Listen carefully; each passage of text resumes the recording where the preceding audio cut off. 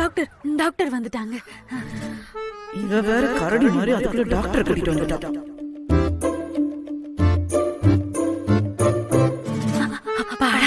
ஒன்னும் நடக்கல.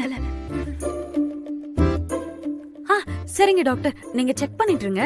நான் உங்களுக்கு ஸ்பெஷலா காஃபி போட்டு எடுத்துட்டு வரேன்.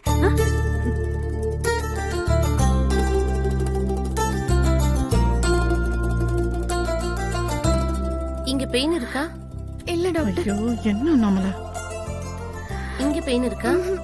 இந்த இடத்துல பெயின் இருக்கா? இல்ல. இங்க?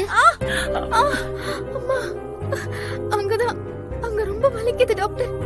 இங்க? என்னாச்சு டாக்டர்? பயப்படுற மாதிரி எல்லாம் பெரிய ப்ராப்ளம் இல்லங்க.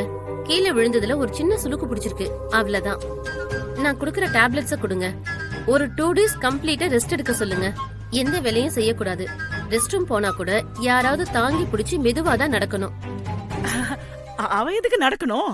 அதெல்லாம் என் பையன் வரும் தூக்கிட்டு போவான். அது இன்னும் பெட்டர். அவங்கள எந்த அளவுக்கு ஸ்ட்ரெயின் பண்ணாம பாத்துக்கிறீங்களோ அவ்வளவு சீக்கிரம் அவங்களுக்கு சரியாயிடும். பாத்துக்கோங்க. சரிங்க.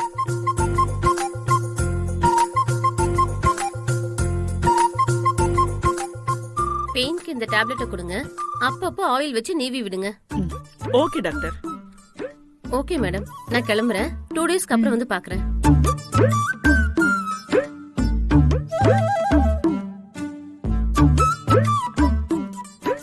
வெண்ணிலா, டாக்டர் சொன்னதெல்லாம் கேட்டியா?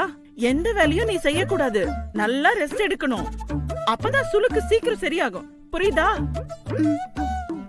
ஆனா யாராவது ஒரு ஆளு வெண்ணிலா கூடவே இருந்து பாத்துக்கணுமே.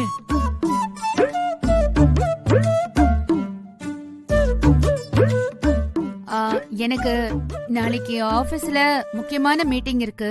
நான் போயே ஆகணும். நீங்க கூட இருந்து.